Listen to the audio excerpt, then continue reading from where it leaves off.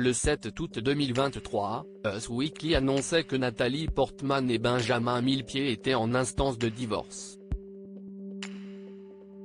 Quelques jours plus tard, l'actrice de 42 ans a pris une décision radicale. Après 13 ans d'amour, le couple aurait mis un terme à son histoire. Le 7 août 2023, après des semaines de rumeurs, Us Weekly annonçait que Nathalie Portman et Benjamin Millepied étaient en instance de divorce.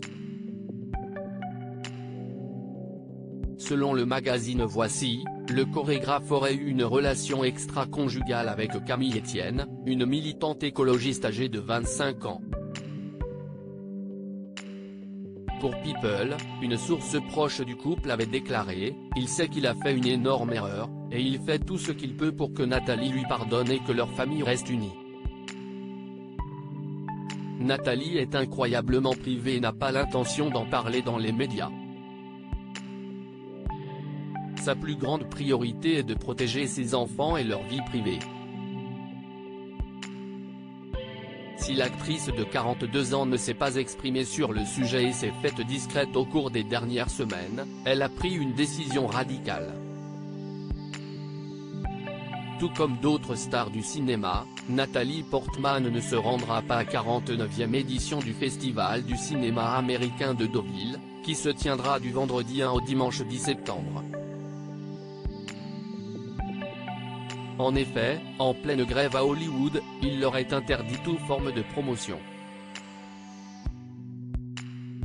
Dans un communiqué, les organisateurs de l'événement ont déclaré « Peter Dinklage et Nathalie Portman ont annulé leur venue, tout comme Jude Law et Joseph Gordon-Levitt qui auraient dû venir recevoir un hommage. »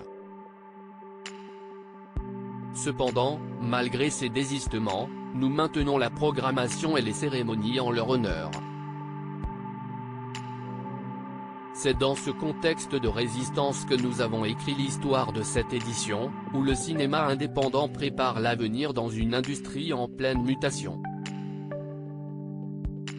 Bruno Bard, je la soutiens. Bruno Bard, directeur artistique du festival, avait indiqué, dans les colonnes de Variety, soutenir les acteurs et les scénaristes en grève.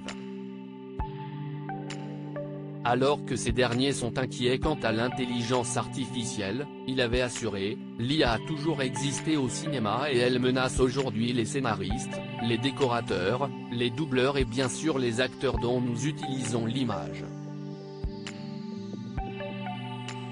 Le cinéma est un art qui élève l'humanité et l'intelligence artificielle fait exactement le contraire. C'est un danger.